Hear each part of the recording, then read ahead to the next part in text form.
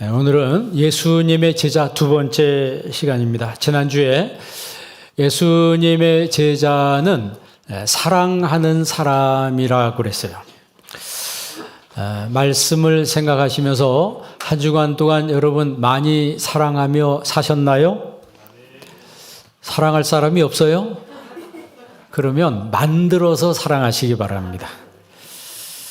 왜냐하면 예수님도 우리를 사랑받을 사람으로 만들어서 사랑하셨어요.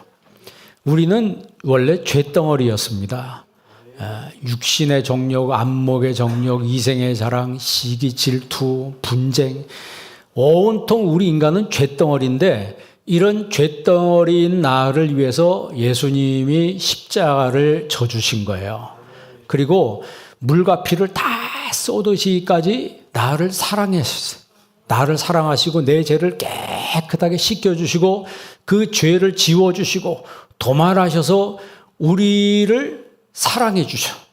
영생 주시고 천국 주시고 우리를 하나님의 자녀로 만들어 주신 다음에 우리를 사랑해 주셨다는 거죠.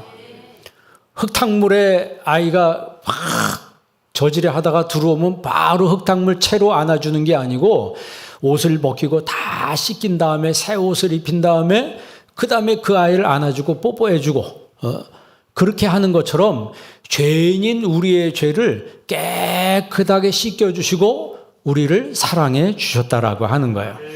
그러니까 우리가 사랑받을 만한 조건이 갖춰졌기 때문에 하나님이 우리를 사랑한 것이 아닙니다. 저와 여러분은 사랑받을 만한 조건이 1%도 없었어요. 0%인데 주님이 우리의 죄를 맑게 씻겨주셨다라고 하는 거죠. 그래서 로마서에 우리가 죄인 되었을 때, 우리가 연약할 때, 우리가 원수 되었을 때 우리를 사랑하셨다라고 했어요. 이게 바로 예수님의 사랑의 방법입니다. 그렇다면 이렇게 안 좋은 상태인데도 나를 사랑해 주셨다면 이제 우리도 예수님이 사랑하신 것처럼 우리도 사랑하며 살 수 있어야 합니다. 아니, 사랑해야 될 책임이 있는 거예요. 그래서 나한테 잘해주는 사람만 내가 사랑하고 나한테 잘해주면 조건을 거는 사랑이 아니고 이제는 조건과 상관없이 사랑해야 될 책임이 있다라고 하는 거죠.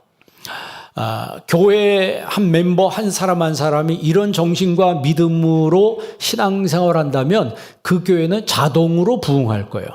자동으로 성장하며 성숙을 이루게 될 것입니다. 자, 오늘은 두 번째 시간 예수님의 제자는 열매 맺는 사람입니다. 자, 8절 말씀 보세요. 8절 다 같이 읽습니다. 너희가 열매를 많이 맺으면 내 아버지께서 영광을 받으실 것이요 너희가 내 제자가 되리라. 아멘. 우리가 열매를 많이 맺으면 내 아버지께서 영광을 받으신다. 그러니까 주님이 원하시는 것은 저와 여러분이 열매를 맺는 거예요. 그리고 열매를 맺으면 너희가 내 제자가 된다. 지난 시간에는 사랑하면 주님의 제자가 된다. 오늘은 열매를 맺으면 너희가 내 제자가 된다. 그렇게 말씀하십니다. 그러면 열매하면 뭐가 떠올라요? 저는 우리 노예, 저 남양주에 있는 목사님 한 분 있는데 그 부친이 포도 과수원을 해요. 그래서 시차를 내고 시차를 끝나고 그 포도원으로 인도해서 거기서 그러더라고.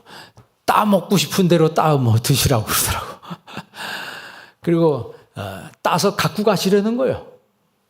워낙 커가지고 실컷 따먹고 그렇다고 또 염치가 지금 어떻게 그걸 다 갖고 옵니까? 그런데 그 따는 재미가 있더라고요. 그런데 딸 때도 그 알이 큰 거를 고르게 되더라고, 본능적으로. 열매라고 하는 것은 풍성함과 행복이란 그런 의미가 있어요. 그러면 열매를 맺으려면 그냥 맺혀지는 게 아니죠. 반드시 수고가 동반돼야 돼요. 수고가 없는 열매는 없습니다. 여러분, 과실을 많이 맺으면 내 제자가 되리라. 그럼 열매가 저절로 맺힙니까? 아니죠. 열매에 대한 수고가 있고 거기에 대한 땀과 노력과 희생이 거기에 들어가 있을 때 거기에 대한 결과물이 열매라고 하는 거죠. 그리고 우리는 열매를 맺을 때 거기서 행복을 누리는 거예요. 그 행복이라고 하는 것은 내 땀과 노력과 수고의 결과라고 하는 것을. 그러니까 그 열매 안에 내 땀이 들어가 있는 거고 수고가 들어가 있는 거고 노력이 들어가 있는 거예요. 나는 아무것도 안 했는데 나한테 열매가 잔뜩 주어진다. 그런 건 없습니다. 신앙생활도 똑같습니다. 여러분 주님 위해서 수고하고 땀 흘리고 노력하고 헌신했을 때 거기에 대한 열매를 받게 되는 것이죠. 주님이 그것을 보고 너는 내 제자라 이렇게 주님 말씀해 주는 거예요.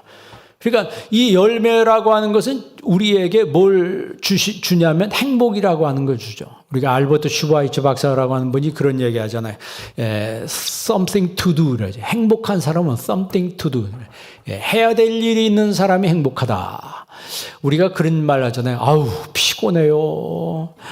아우, 힘들어요. 너무너무 바빠요. 왜 그래요? 왜 바쁘고 왜 피곤하고 왜 힘들어요? 할 일 있으니까 그런 거예요. 할 일 없는 사람은 바쁠 이유도 없고 피곤할 이유도 없어요. 그러니까 진짜 행복하다라고 하는 것은 내가 할 일이 있다라고 하는 거예요. 두 번째는 something to love라고 하잖아요. 사랑할 대상이 있는 사람이 행복하다라고 하는 거죠. 그러니까 성경에서 말하는 것은 사랑받는 것보다 사랑을 주는 게 더 행복하다라고 하는 거예요. 여러분 진짜 내가 받는 게 더 행복한 것 같지만 살면서 경험해 보면 주는 것이 더 행복한 겁니다. 세 번째는 something to hope라고 하죠. 소망할 대상이 있는 사람이 행복하다라고 하는 것이죠. 지금 우리가 예수 믿는 사람들은 내 삶이 조금 힘들고 어려워도 우리는 시편 23편 말씀처럼 사망 골짜기를 걸어간다 할지라도 해를 두려워하지 않은 것은 주께서 나와 함께 하심이라고 그랬어요. 그러니까 예수님의 제자는 사망 골짜기를 걸어가도 절대 불평하지 않습니다. 절대 원망하지 않습니다. 왜? 주님이 나와 함께하는 사실을 믿기 때문에. 그리고 제가 늘 얘기하지만 골짜기는 지나가는 겁니다. 이스라엘 가보니까 진짜 그 골짜기가 있어요. 이쪽 양들을 이쪽에서 먹이고 그 다음에 목자들은 반드시 저쪽으로 가야 합니다. 목초지가 이쪽 다 먹였기 때문에 저쪽으로 옮겨야 되기 때문에 그 양들을 이동시킬 때 골짜기를 지나요. 골짜기를 지날 때 거기서 늑대들이 노리고 있는 거예요. 늑대들이 노리고 있는 거예요. 그렇게 늑대들이 노리고 있지만 두려워하지 않은 것은 주의 지팡이와 막대기가 나를 지켜주신다라고 하는 거예요. 아무리 사나운 이리들이 있다 할지라도 나를 지켜주시는 주님의 능력과 힘이 있다는 사실을 내가 믿으면은 사망 골짜기도 평안함 가운데 지나갈 수가 있는 것입니다. 여러분, 예수님은 우리가 열매를 많이 맺으면 하나님이 영광을 받으시고 우리가 예수님의 제자가 된다라고 했어요. 그렇기 때문에 예수님께서 궁극적으로 원하시는 것은 열매라고 하는 것이죠. 그리고 이 열매는 결국 궁극적으로는 천국으로 이어지는 겁니다. 천국으로 이어지는 거예요. 그러니까 예수님께서 천국을 말씀하실 때 마태복음 13장에 보면 천국에 대해서 천국은 이야기하실 때 씨 이야기부터 시작해요. 씨 이야기. 그래서 마태복음 13장에 뭐라고 말씀하시냐면 천국은 좋은 씨를 제 밭에 뿌린 사람과 같으니, 그러니까 천국은 좋은 씨를 밭에 뿌린 사람과 같다 그랬어요. 그런데 사람들이 잘 때 원수가 와서 곡식 가운데 가라지를 덧뿌리고 갔더니, 그러니까 다 뿌리고 가서 이제 잤어요. 자는데 자는 사이에 원수가 와서 가라지를 덧뿌리고 갔다는 거예요. 그리고 나중에 싹이 나고 막 이게 자라 올라오는데 가라지도 같이 올라오는 거예요. 그러니까 종들이 주인에게 물어봤습니다. 주인님, 우리가 심을 때는 좋은 씨를 심었는데 이 가라지가 도대체 어디서 나오는 겁니까? 우리는 잘못한 거 없습니다. 분명히 우리는 좋은 씨를 뿌렸습니다. 그랬더니 주인이 말하기를 원수들이 이렇게 했구나. 원수들이 이렇게 했구나. 그래서 종들이 말합니다. 그러면 주인이시여 우리가 가서 저 가라지를 다 뽑으리까? 라고 했더니 주인이 말하기를 내버려두라. 가라지를 뽑다가 곡식까지 뽑을까 염려하노라. 둘 다 추수 때까지 함께 자라게 두어라. 추수 때에 내가 추수꾼에게 말하기를 가라지는 먼저 거두어 불사르게 단으로 묶고 가라지는 불사르기 위해서 다 뽑아서 한 대 묶고 그리고 곡식은 모아 내 곡간에 넣으리라 그랬어요. 알곡은 모아 주님께서 천국으로 인도하지만 가라지들은 모아서 불사르기 위해서 한 곳에 따로 모아둔다는 거예요. 그러니까 우리가 이 씨의 비유를, 이 천국의 비유를 예수님 말씀하실 때 제일 먼저 씨부터 얘기하는 거예요. 여러분, 열매가 처음부터 그냥 열매가 맺혀집니까? 아니죠. 열매의 시작은 뭐예요? 씨부터 시작되는 거예요. 여러분, 마태복음 13장 37절 한번 보십시다. 마태복음 13장 37절 다 같이 한번 읽습니다. 대답하여 이르시되 좋은 씨를 뿌리는 이는 인자요 밭은 그 다음에 38절 밭은 세상이요 좋은 씨는 천국의 아들들이요. 자, 밭은 세상이고 좋은 씨 그 다음에 가라지가 나오는데 좋은 씨는 누구예요? 천국의 아들들이요. 가라지는 악한 자의 아들들. 그러니까 이 마지막 때는 좋은 씨가 있고 가라지가 있다는 거예요. 그 다음에 39절 보겠습니다. 가라지를 뿌린 원수는 마귀요 추수 때는 세상 끝이요 추수꾼은 천사들이니. 가라지를 뿌린 원수는 누구라고요? 마귀라고. 예수님이 하신 말씀이에요. 그러니까 마귀가 가라지를 뿌린다는 거예요. 그러니까 여러분 신앙이 알곡 신앙은 막 말씀 받고 좋게 말씀의 씨가 떨어져서 잘 자라는 것 같지만 절대 그렇지 않다는 거예요. 여러분이 잘 때 마귀가 와서 가라지를 확 뿌리고 갑니다. 확 뿌리고 와서 그리고 나는 교회 다니면서 열심히 신앙생활 하려고 하는데 이상하게 가라지들이 여기서 막 여기저기서 올라와서 내가 신앙생활 할 때 막 시험이 오고 얼마나 힘들어요. 막 그럴 때가 있다는 거예요. 자, 40절 다 같이 한번 읽습니다. 그런즉 가라지를 거두어 불에 사르는 것 같이 세상 끝에도 그러하리라. 41절 인자가 그 천사들을 보내리니 그들이 그 나라에서 모든 넘어지게 하는 것과 또 불법을 행하는 자들을 거두어 내어. 42절 풀무불에 던져 넣으리니 거기서 울며 이를 갈게 되리라. 아멘. 인자가 천사를 보내는데 그 천사가 와서 모든 넘어지게 하는 것. 그러니까 신앙생활 하는데 사람을 세워주는 사람이 있고 사람을 넘어뜨리는 사람이 있습니다. 세워주는 사람은 알곡이요 넘어지게 하는 건 가라지입니다. 이런 넘어지게 하는 것과 불법을 행하는 자들을 거두어 내어서 어디에 집어넣는다? 풀무불에 던져 넣으리니 거기서 이를 갈며 울며 이를 간다고 그랬어요. 여러분 그런 일이 없기를 바랍니다. 그 말은 뭐예요? 우리가 다 좋은 씨가 되고 알곡이 돼야 된다라고 하는 것을 예수님이 말씀하시는 거예요. 자, 43절 다 같이 있습니다. 그때 의인들은 자기 아버지 나라에서 해와 같이 빛나리라. 귀 있는 자는 들으라. 여기서 의인들이 누굴까요? 이 성경에서 지금 예수님 말씀한 의인들은 바로 오늘 본문의 제자입니다. 제자들은 또 열매 맺는 사람들. 이 사람들은 하나님 나라에서 해와 같이 빛나리라 그랬어요. 여기 있는 여러분들은 정말 천국에서 해처럼 빛나는 성도들이 되기를 바랍니다. 그런 찬양 있잖아요. 천국에서 해같이 빛나리. 천국에서 해같이 빛나. 당신의 그 섬김이, 당신의 그 충성이 천국에서 해같이 빛난다라고 하는 이 말씀은 성경의 근거에서 작사를 한 거예요. 그렇죠? 오늘 예수님이 하신 말씀이에요. 이런 의인들은, 이런 주님의 제자들은, 이렇게 열매 맺는 사람들은 천국에서 해같이 빛난다.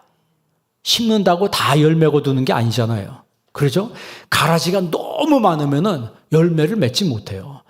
열매를 맺어야 될 그 영양분을 누가 다 먹어버리는 거예요? 가라지가 다 먹어버리는 거예요. 여러분 시험이 있고 환란이 있고 막 그러면요. 예배를 드려도 말씀의 은혜를 못 받습니다. 환란이 많으면 교회 와서도 그냥 환란 생각만 하고 어려운 생각만 하고 막 그거 생각하다가 은혜를 못 받아요. 가라지가 내게 주신 말씀을 다 먹어버리는 거예요, 영양분을. 그래서 가라지는 뽑아내야 되는 거예요. 가라지는 다 잘라내야 되는 거예요. 세상 이치는요, 심은 대로 거두는 거예요. 여러분, 우리 옛날에 그 개미와 배짱이 얘기했잖아요. 개미, 배짱이. 개미는 뭐 봄, 여름에 열심히 일한다 그러잖아요. 배짱이는 띵까띵까 하면서 그냥 룰루랄라 지내는 거예요.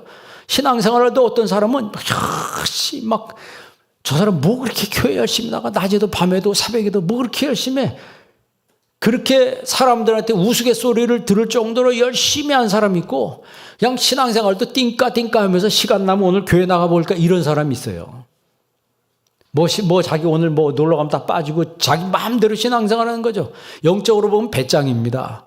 그런데요, 겨울이 오니까 달라지는 거예요. 겨울이 오니까 개미는요, 굉장히 푸근하고 여유롭고 넉넉한 겨울을 지내요. 그 어떤 분이 사파를 그린 거 보니까 개미가 따뜻한 난로 옆에서 커피를 그렇게 마시고 있더라고. 한겨울에 그렇게 추운데. 배짱이는 겨울이 오니까, 봄, 여름, 가을에 띵까띵까 했던 배짱이는 겨울이 오니까 어떻게 된다고요? 쓸쓸하고 춥고 배고프고 잔혹한 겨울이 그에게 그를 기다리고 있더라는 거예요. 그래도 오돌오돌 떨면서 개미 집에 문을 두드리는 그런 여러분 그림을 옛날부터 우리가 봐왔잖아요. 그 이야기가 뭐예요? 한마디로 표현하면 심은 대로 거둔다라고 하는 원리를 설명하는 겁니다. 세상에서도 적용되고 신자들의 종말론적인 삶에도 적용되는 그런 말씀이에요. 오늘 본문에 예수님이 요청하시는 그 말씀의 핵심은 뭐냐면 바로 열매라고 하는 거예요. 자, 오늘 1절 한번 읽어봅시다. 1절 다 같이 한번 읽습니다. 나는 참 포도나무요 내 아버지는 농부라. 아멘. 자, 나는 참 포도나무요. 예수님이 포도나무라는 거예요. 그러면 포도나무가 바라는 건 뭘까요? 포도나무가 바라는 건 열매예요. 그리고 내 아버지는 농부라. 아버지가 하나님이죠. 그러면 농부가 바라는 건 뭘까요? 농부가 바라는 것도 열매입니다. 자, 그럼 5절 한번 읽어봅시다. 5절 다 같이 있습니다. 나는 포도나무요 너희는 가지라. 그가 내 안에 내가 그 안에 거하며 사람이 열매를 많이 맺나니 나를 떠나서는 너희가 아무것도 할 수 없음이라. 아멘. 가지라 그랬어요. 나는 포도나무요 너희는 가지라. 가지가 해야 될 사명은 나무에 붙어 있어야 되는 거예요. 가지. 예수님은 포도나무고 우리는 가지고. 그러면 가지인 나는 어디에 붙어 있어야 된다? 포도나무 줄기에 붙어 있어야 돼요. 떨어지는 순간 죽어요. 그러니까 이것은 관계성을 말하는 겁니다. 예수님과 나는 뗄래야 뗄 수 없는 관계입니다. 그렇습니까? 나와 예수님과의 관계는 정말 뗄래야 뗄 수 없는 관계라고 고백할 수 있냐 이 말이에요. 그 뗄래야 뗄 수 없는 관계를 의라고 말하는 거예요. 아브라함이 하나님을 믿음에 그 믿음을 의로 여기셨다. 그 말은 뭐예요? 하나님이 아브라함에게 너는 오늘부터 나와 뗄래야 뗄 수 없는 관계다. 너와 나는 하나다. 그러면서 너는 복이 될지라. 원래 복은 하나님이시잖아요. 하나님 복이시, 복의 근원이신 하나님. 그 복의 근원이신 하나님이 아브라함 보고 뭐라고 말씀하세요? 너는 복이 될지라. 그것은 아브라함과 하나님의 관계성을 이야기하는 거예요. 그래서 디카요시네라 그러죠. 제가 아주 많이 얘기한 이 디카요시네라고 하는 이 관계는 원래 그리스 법정에서, 그리스 말 아니에요, 헬라어인데 법정에서 쓰는 법정 용어예요. 그러니까 법정에서 무죄 판결을 받은 상태를 디카요시네라고 하는 거예요. righteousness라고 하는 거죠. 그러니까 죄인인데 법정에서 죄가 없다라고 판결을 꽝꽝꽝 때려준 거예요. 그래서 죄인이 뭐가 되는 거예요? 의인이 되는 거예요. 내가 잘나서 의인 되는 것이 아니고, 예수님께서 내 모든 죄를 대신해서 가져가 주신 거예요. 그래서 대속이라고 하잖아요. 대속. 플라톤, 그 당시 그리스 시대 철학자 중에 플라톤은 이 디카요시네를 균형과 조화로 설명했습니다. 그러니까 디카요시네는 균형과 조화다. 그러니까 어떤 한 곳으로 기울어지지 않는 그런 저울추. 그러니까 신앙인은 좌우로나 우로나 치우치지 않고 정말 신앙의 정로를 걸어갈 수 있어야 된다. 아리스토텔레스라고 하는 사람은 이 디카이오시네를 마땅함이라고 번역해, 마땅함이라고 말하는 거예요. 정말 받을 사람에게 마땅히 주어지는 은혜, 대가, 보상. 그렇죠. 내가 주님 위해서 헌신하고 한 것은 사람이 갚아주는 게 아니에요. 여러분이 주님 위해서 교회 위해서 봉사하고 헌신하는 건 목사가 갚아주는 게 아니고 주님이 갚아주신다는 거예요. 그래서 사람 보고 믿는 거 아니고 오직 예수님을 보고 믿는 거예요. 여러분 예수님만 보시기 바랍니다. 십자가만 보면 아무런 문제가 될 것이 없어요. 그래서 마땅히 줄 것을 주고 마땅히 받을 것을 받는, 그래서 마땅한 대접을 받는 그 상태를 디카이오시네라고 하는 거죠. 그러니까 신학적으로 이 하나님의 의가 이루어지는 상태를 은혜라고 말하는 거예요. 그러니까 정말 하나님의 은혜가 마땅히 죄인인 나에게 마땅히 당연히 나한테 임하게 되고, 그리고 좌로나 우로나 흔들리지 않은 이런 의. 나는 죄인인데 법정에서 죄인인 나를 의인이라고, 죄가 없다라고 선언해 주는, 그래서 죄를 가리워 주시는 하나님의 은혜. 정말 하나님의 죄로 가득한 죄덩이인 나를 죄가 없다라고 선언해 주시는 그 은혜. 그게 바로 디카이오시네, 하나님의 의의 은혜라고 하는 거예요. 이 은혜를 우리가 받은 사람들이에요. 자, 2절 한번 읽어볼래요? 2절 다 같이 있습니다. 물은 내게 있어 열매를 맺지 아니하는 가지는 아버지께서 그것을 제거해 버리시고, 물의 열매를 맺는 가지는 더 열매를 맺게 하려 하여 그것을 깨끗하게 하시느니라. 아멘. 여기서 보면 아버지께서 열매 맺지 않는 가지를 제거해 버린다. 이 말은 예수님께서 그 당시에 농사 환경을 보시고 그대로 설명하는 거예요. 그런 농사 환경은 지금도 똑같죠. 과수원에서 농부가 가지가 막 맺히는데 어떤 가지는 열매도 없는데 가지가 막 올라가는 데 있어요. 그건 어떻게 해요? 잘하네. 과감하게 잘라. 이걸 자를까 말까 그렇게 생각하는 게 없습니다. 그냥 전지 가지고 그냥 바로 잘라버려요. 왜 잘라요? 그걸 자르지 않으면 과일로 가는 그 영양분이 그 가지로, 열매가 없는 가지로 다 가기 때문에, 그러면 사과 열매가 부실하게 맺혀지는 거예요. 알이 조그맣고 당도도 떨어지고. 그러나 그걸 잘라버리면 영양분이 오로지 그 열매로 다 집중하게 되는 거죠. 그 농사의 원리를 근거로 해서 예수님께서 천국의 원리를 지금 설명하고 있는 거예요. 그러니까 열매가 있어도 된다, 없어도 된다가 아니고 반드시 뭐예요? 반드시 열매를 맺혀야 된다는 거예요.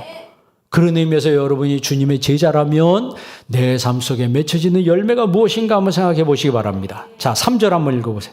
3절 다 같이 있습니다. 너희는 내가 일러준 말로 이미 깨끗하여졌으니. 이게 무슨 얘기예요? 너희는 내가 일러준 말로, 말씀으로 이미 깨끗하여졌으니. 이 말은 요한복음 3장 말씀대로 말씀과 물과 성령으로 거듭났으니 이 말이에요. 물과 성령으로 거듭난. 그러니까 거듭난 제자의 삶은 가지가 줄기에 붙어 있는 것처럼 주님 안에 거하는 삶을 살게 된다는 거예요. 그러니까 지금 오늘 본문에 붙어 있다는 말과 거한다는 말은 메노라고 해서 똑같은 말이에요. 원어 말 자체가 똑같아요. 그런데 우리나라 말을 좀 다르게 표현한 거예요. 자, 그 다음 4절 한번 읽어보세요. 4절 다 같이 있습니다. 내 안에 거하라. 나도 너희 안에 거하리라. 가지가 포도나무에 붙어 있지 아니하면 스스로 열매를 맺을 수 없음 같이 너희도 내 안에 있지 아니하면 그러하리라. 아멘. 여기서 지금 4절에만 메노라고 하는 말이 4번 나옵니다. 다시 한번 4절 보세요. 내 안에 뭐하라? 거하라. 나도 너희 안에 메노 두 번. 그 다음에 가지가 포도나무에 붙어있지 아니하면, 이 붙어있다는 말도 똑같은 메노예요. 똑같은 말인데 우리나라 말의 표현을 다르게 쓴 것뿐이에요.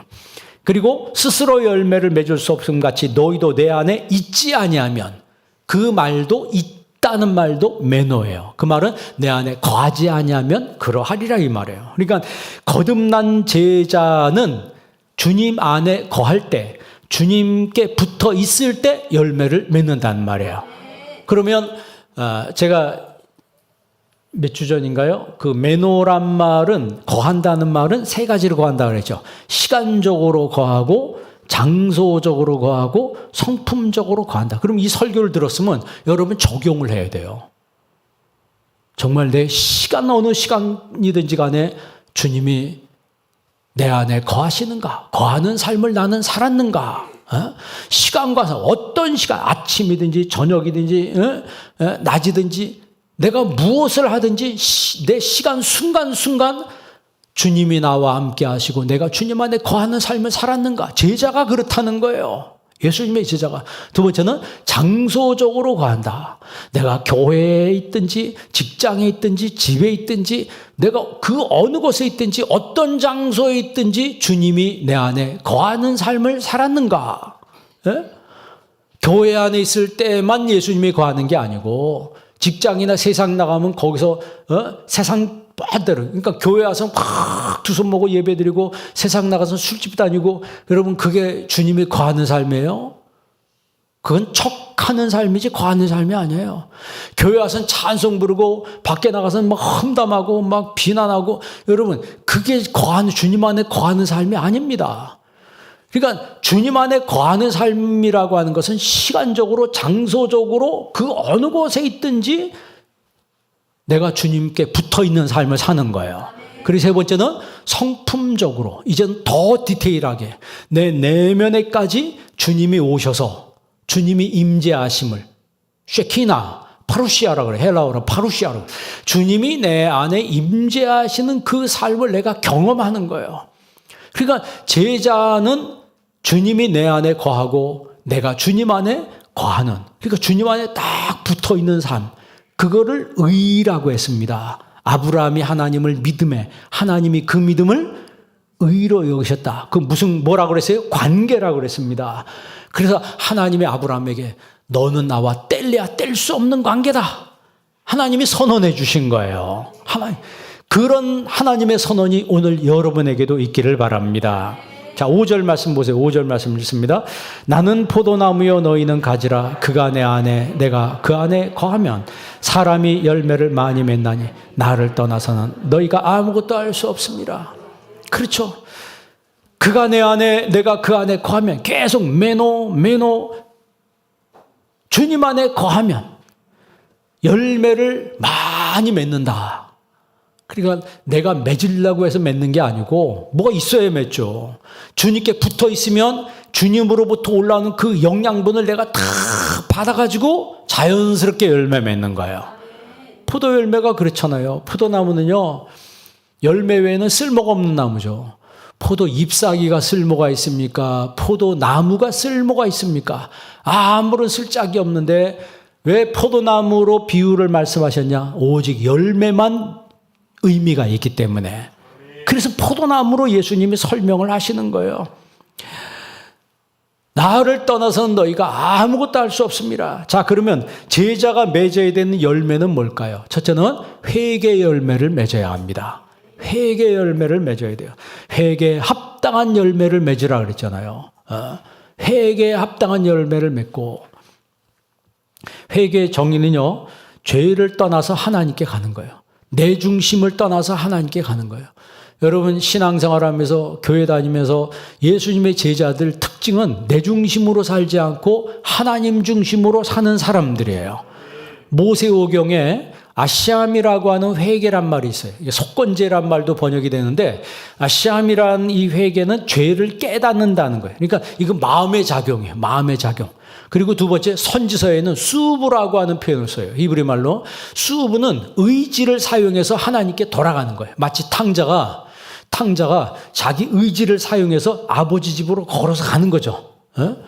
그냥 그 방탕한 세상 가운데 있으면서 마음으로만 하나님께 가야지, 마음으로만 하나님께 가야지 하면서 못 가는 게 아니고, 이제는 내가 아버지 집으로 돌아가는데 이제는 아버지의 아들이 아니라 품꾼의 하나로 나를 써주세요. 나를 봐주세요. 이런 마음으로 내가 아버지께 가리라. 생각만 한 것이 아니고 실제로 일어서서 발걸음을 아버지 집으로 돌린 거예요. 그게 수부입니다. 그래서 아버지께 가는 거예요. 그러니까 마음의 작용이 있고 의지의 작용이 있는 거예요. 의지. 그래서 아버지 품으로 돌아가는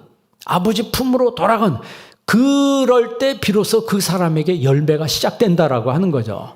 이 회개란 말을 신약 성경에서는 이제 메타노에오라고 그래요. 메타노에오란 말은 원래 군사적인 용어입니다. 그러니까 과거의 삶을 완전히 버리고 무조건 항복하는 거예요. 무조건 항복하고 새로운 주인과 새로운 주권을 받아들이는 거죠.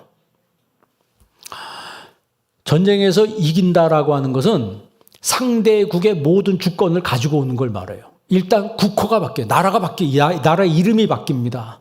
그리고 문화가 바뀌기 시작하고 풍습이 바뀌기 시작하고 모든 게 다 바뀌는 거예요.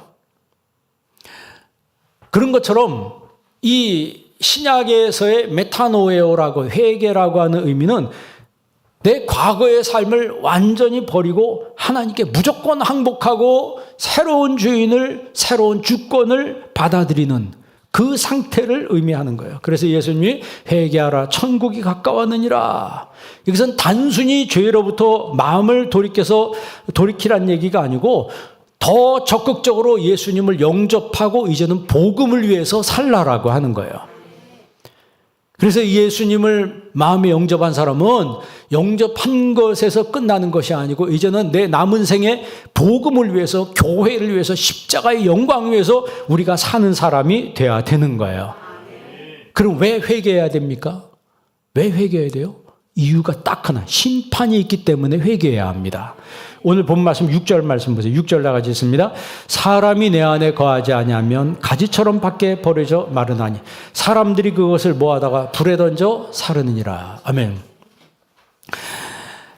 사람이 내 안에 거하지 아니하면, 주님께 붙어 있지 않으면, 주님을 믿지 않으면 밖에 버려져 마르나니 사람들이 그걸 모아다가 어디에 던진다고요? 결국은 불구덩이 속에 들어간다는 거예요.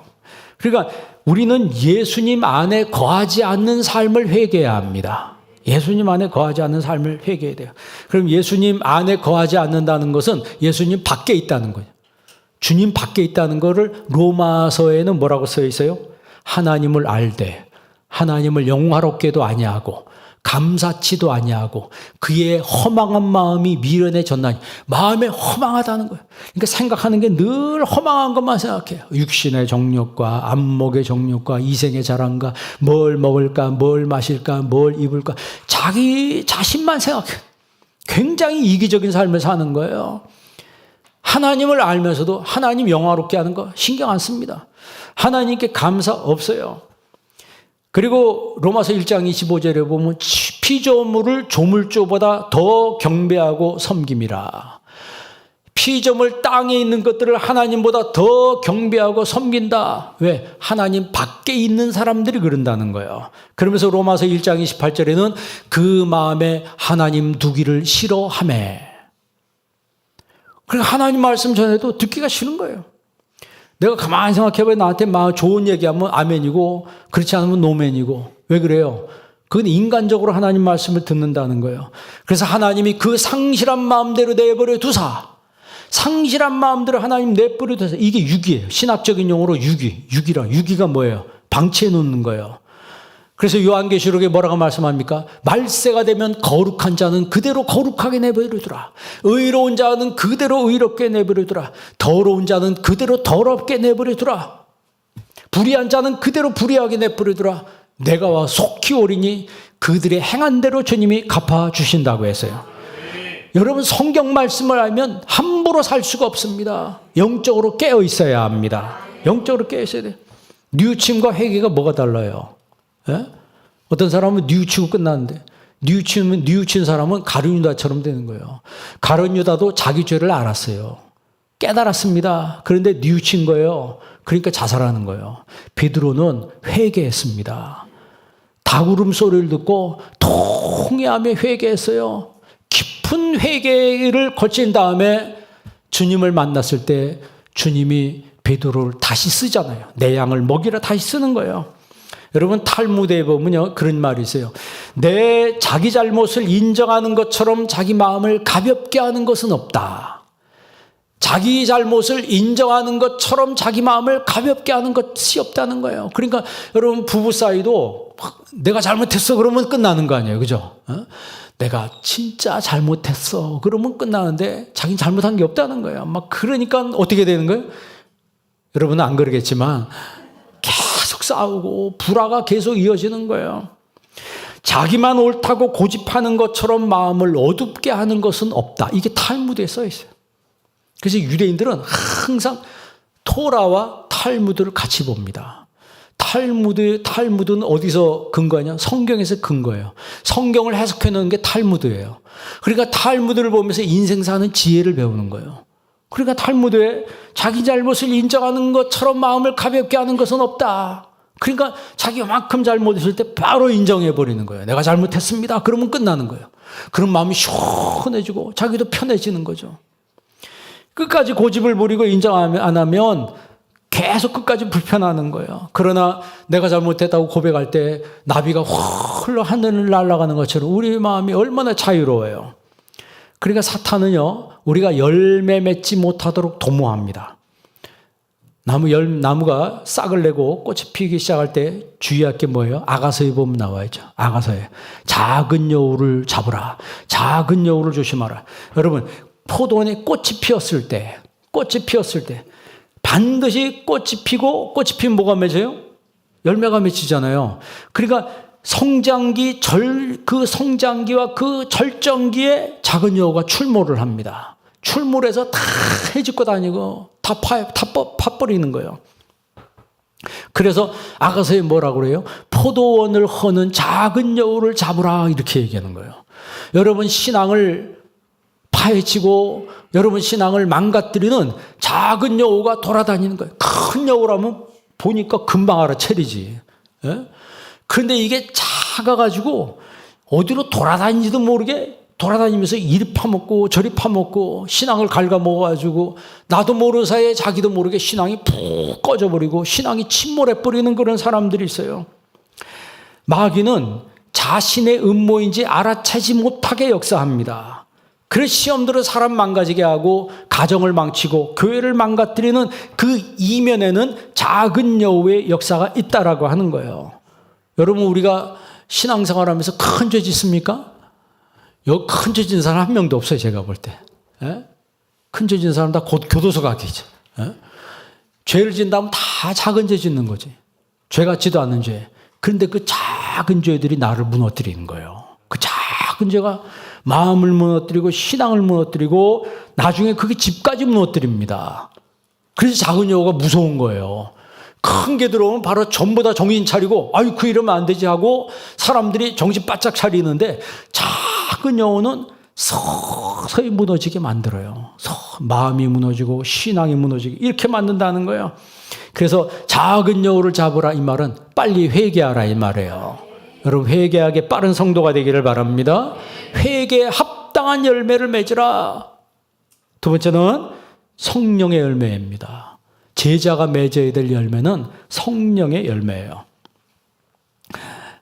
15장 8절 말씀 다시 한번 읽어보겠습니다. 너희가 열매를 많이 맺으면 내 아버지께서 영광을 받으실 것이요 너희가 내 제자가 되리라. 아멘. 마태복음 7장에 예수님께서 좋은 나무마다 아름다운 열매를 맺고 못된 나무가 나쁜 열매를 맺나니 좋은 나무가 나쁜 열매를 맺을 수 없고 나쁜 나무가 좋은 열매를 맺을 수 없느니라 그랬어요. 아름다운 열매를 맺지 아니하는 나무마다 찍혀 불에 던지우리라. 그러니까 마태복음과 요한복음에 예수님께서 똑같은 말씀을 하십니다. 그러면서 마태복음 7장에 말씀하시길 그러므로 그의 열매로 그들을 알리라 그랬어요. 그러니까 여러분 우리가 맺어야 될 열매는 회개의 열매를 맺어야 합니다. 그리고 성령의 열매를 맺어야 합니다. 성령의 열매 9가지잖아요. 그런데 칼포스라고 그래요. 칼포스라고 하는 열매는 단수로 써 있다고 그랬어요. 원문에 단수예요. 그런데 9가지잖아요.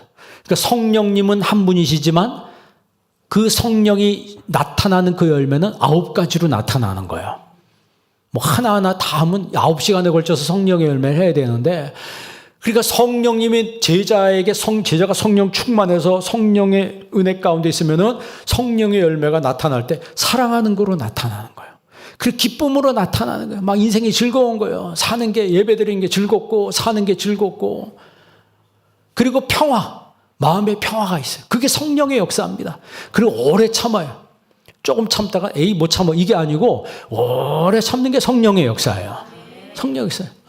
자비예요. 자비. 사람이 좀 넉넉한 마음이 있는 거예요. 뭐 좀 실수했으면 괜찮아. 뭐 괜찮아. 다음에 또 하면 되지 뭐. 양성과 착한 마음이에요. 충성과 죽도록 충성하라. 그 충성이라는 것도 여러분 성령이 푸시할 때 충성이 되는 거지. 여러분 누가 충성합시다. 충성하시오 한다고 해서 합니까? 오히려 그렇게 시키면 더 기분 나쁠 수 있어요. 사람들은요. 시키면 더 안 한다고 그러잖아요. 그러나 성령이 역사하면 자원하는 마음으로 충성합니다. 그리고 온유하고 그리고 절제하고 내가 하고 싶은데 안 해. 하고 싶은데 안 해. 그게 성령의 역사예요. 이렇게 성령의 열매를 맺는다. 성령님께서 내 안에 오시면 자연스럽게 성령의 열매를 맺는 거예요. 여러분 갈라디아서 5장 22절 23절 한번 읽어보겠습니다. 다 같이 했습니다. 오직 성령의 열매는 사랑과 희락과 화평과 오래 참음과 자비와 충성과 온유와 절제니 이 같은 것을 금지할 법이 없느니라. 아멘. 그러니까 성령의 열매는 수평적인 거예요. 수평적인 것이고 내면적인 것이고 성품적인 것입니다. 그러니까 이 성령의 열매는 우리의 성품을 터치하는 거예요. 우리 내면을 터치하는 거예요. 그리고 이게 수평. 하나님과 나와의 관계보다는 사람과의 관계에서 사랑하고 막 기뻐하고 평화를 만들어내고 오래 참고 자비로운 사람이 되고 착한 사람이 되고 충성스러운 사람이 되고 온유한 사람이 되고 절제한 사람이 되고 그게 바로 제자라고 하는 거예요. 제자가 뭐예요? 여러분 성경 공부만 많이 한 사람이 제자인 줄 아세요? 제가 늘 얘기하지만 성경 공부 많이 하고 교만해진 사람이 얼마나 많습니까? 조금 성경 좀 안다고 자기도 모르게 막 고개 치켜들고 이게 참 얼마나 우스꽝스러운 얘기예요. 우리나라 말에 여러분 이금배가 고개를 숙인다는 말이 그냥 생긴 게 아니잖아요. 그러니까 내가 아는 만큼 우리가 정말 내가 섬기겠습니다. 내가 제자의 모습으로 살겠습니다. 그리고 성령이 역사하면 자꾸 회개하게 만들고 성령이 역사하면 자꾸 열매를 맺도록 성령께서 역사하신다는 거예요. 그래서 나로 하여금 더 풍성한 삶을 살게 하신다. 성령님은 한 분이시지만 그것이 나타날 때는 9가지 열매로 나타나게 하신다라고 하는 거죠. 그러니까 예수 믿으면요, 막 엔돌핀이 막 나오는 거예요. 여러분, 우리가 사람이 그 낮 동안에는 베타파가 나온다 그래요. 그 베타파가 나와서 그 스트레스를 받게 한다고 하죠. 아무리 여러분들이 좋은 걸 먹고 뭐 좋은 데 가보고 뭐 재밌는 걸 해도 낮 시간 동안은 스트레스를 계속 받는다고 합니다. 스트레스 계속 받는데요. 그런데 자면서 알파파가 나온다 그러죠. 전 낮에는 베타파가 나오는데 밤에 잘 때는 베타파가 나와서 엔돌핀이 나와가지고 모든 스트레스와 피곤과 이런 걸 다 이걸 상쇄시켜 준다는 거예요. 치료해 준다라고 하는 거예요. 그 호르몬이 엔돌핀이라고 하는 호르몬이 우리에게서 나오는 암세포를 다 치료해 버리는 기적의 호르몬을 뭐 엔돌핀, 뭐 다이돌핀 뭐 그런 얘기 하잖아요. 그런데 깨어 있을 때도 알파파가 나올 때 있대요. 깨어 있을 때도 알파파가 나올 때가 있는데 그때가 언제 하냐면 사랑할 때란 얘기예요. 사랑할 때. 그럼 많이 사랑하시길 바랍니다. 사랑할 사람이 없다고요? 만들어서 사랑하시길 바랍니다. 그러니까 나한테 잘해주면 사랑하고 누가 여러분 그렇게 사랑하겠어요? 누가 나를 그렇게 사랑해 주겠습니까? 날 사랑할 사람 손 들어보세요. 아무리 찾아봐도 없어요. 그렇기 때문에 성경은 내가 사랑하라 이렇게 말했어요. 너 어디 가서 사랑받으라 이렇게 말하지 않고 어디 가든지 사랑하라 이렇게 말했어요. 그래서 사랑하는 게 바로 주님의 제자예요. 두 번째는 열매 맺는 사람이 제자라고 했습니다. 열매 맺기 위해서 교제하고 봉사하고 섬기는 삶을 살 때 그게 수고입니다. 그럼 내가 수고하면 없어지는 건가요? 아니에요. 성경에 보면요, 내가 수고한 것보다 1000배 만배로 주님이 갚아줄 때가 있어요. 오병이의 기적을 보세요. 오병이의 기적은 그 베세다 들판에서 소년이 자기 점심 도시락을 주님 앞에 들었을 뿐인데 그 작은 점심 도시락을 예수님이 들고 축복 기도하시니까 5,000명이 먹고도 12광주리가 남는 그런 역사가 일어난 거예요. 옥합을 깨뜨린 여인 보세요. 그 여인의 옥합을 깨뜨렸습니다. 그래서 예수님 발 앞에 부고 자기 머리털로 예수님 발을 막 씻었어요. 옆에서 막 낭비한다고 비난하는 사람이 있고 비판하는 사람이 있지만 예수님께서 뭐라 그래요? 내버려둬라. 이 여자는 내 장례를 준비하는 것이다. 장례식을 준비하는 거라는 거예요. 그러면서 어디서든지 복음이 전파되는 곳에서는 이 여인의 헌신도 말하여 기념하게 하라 그랬어요. 어떻게 보면 작은 것이지만, 아니 어떻게 보면 또 큰 것이지만 그것이 주님 앞에 들어졌을 때, 아니 내 이름이 전 세계 복음 전파되는 곳에 전파되고 기록된다면 그것처럼 큰 영광이 어디 있겠어요? 그래서 제자들은요, 생활 속에 열매를 맺어야 합니다. 부지런하여 게으르지 말고 열심을 품고 주를 섬기라 그랬어요. 지난주에 얘기했죠. 로마서 12장 생활편 몇 절만 다시 한번 보십시다. 10절 한번. 12장 10절 로마서 다시 있습니다. 형제를 사랑하면, 이 말씀에 여러분 더 설교가 뭐가 필요하겠어요? 형제를 사랑하며 서로 우애하며 존경하기를 서로 먼저 하며. 11절 있습니다. 부지런하여 게으르지 말고 열심을 품고 주를 섬기라. 이렇게 사시기 바랍니다. 그러니까 저녁 예배도 나와야 돼요. 주일날은 부지런하게 아침이고 저녁이고 주님 앞에 나와서 게으르지 말고 이 게으름을 버려야 합니다. 열심을 품고 주를 섬기라 그랬어요. 자, 12절 다 같이 있습니다. 소망 중에 즐거워하며 환난 중에 참으며 기도에 항상 힘쓰며. 13절 성도들의 쓸 것을 공급하며 손대접하기를 힘쓰라. 아멘. 제자가, 예수님의 제자가 이렇게 산다라고 하는 거예요. 여러분, 계절이 가을이라고 하는 것은 축복이자 심판입니다. 축복이자 심판이에요. 아까 개미 배짱이 이야기한 것처럼 우리가 영적으로 준비한 사람은 넉넉하고 풍요롭고 정말 행복한 겨울 속으로 들어가지만, 그 계절로 들어가지만, 준비하지 않고 제멋대로 자기 고집대로 사는 사람은 불행한 환경으로 들어가게 될 것입니다.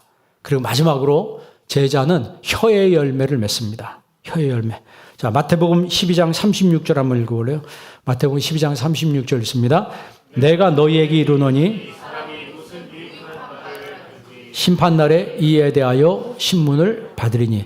여기서 무익한 말이라고 해서, 무익한 말을 every careless word라고 해서, every careless word, 모든 부주의한 말들, 모든 부주의한 말들, 이런 말, 그 어떤 말이든지 마지막 날에 심판날에 신문을 받는다 그랬어요. 자, 그 다음 37절 있습니다. 내 말로 의롭다함 받고 내 말로 정죄함을 받으리라. 그래서 예수 믿는 사람, 주님의 제자들은 말도 잘해야 합니다. 그래서 항상 제가 귀 따갑게 여러분에게 말한 것처럼 항상 여러분 입에서는 은혜의 말만 하시기 바랍니다.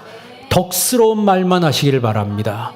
정말 우리 예수 믿는 사람 입에서 은혜의 말이 나와야 되고 덕스러운 말이 나와야 되고 살리는 말이 나와야 된다는 거예요. 생각 없이 내뱉은 그 말로 인해서 마지막에 내가 심판받을 수도 있다고 그랬습니다. 여러분, 아름다운 열매를 맺지 못하면 찍혀 불에 던지운다 그랬어요. 반대로 아름다운 열매를 맺으면은 알곡을 곡간에 들이듯이 천국에 들어가서 거기서 해와 같이 빛난다, 이렇게 말씀했습니다. 여러분, 아름다운 열매를 맺는 제자로 살아가기를 주의 이름으로 축원합니다. 기도하겠습니다. 좋으신 아버지 하나님, 오늘 이 시간 저희들에게 하나님 말씀 주심을 감사합니다. 주신 말씀 잊지 않게 도와주옵시고 우리의 삶의 실천이 되게 도와주시옵시며 예수님의 제자로 사랑하며 살게 하시고 열매 맺는 삶을 사는 저희들 되게 하여 주옵소서. 예수님의 이름으로 기도합니다. 아멘.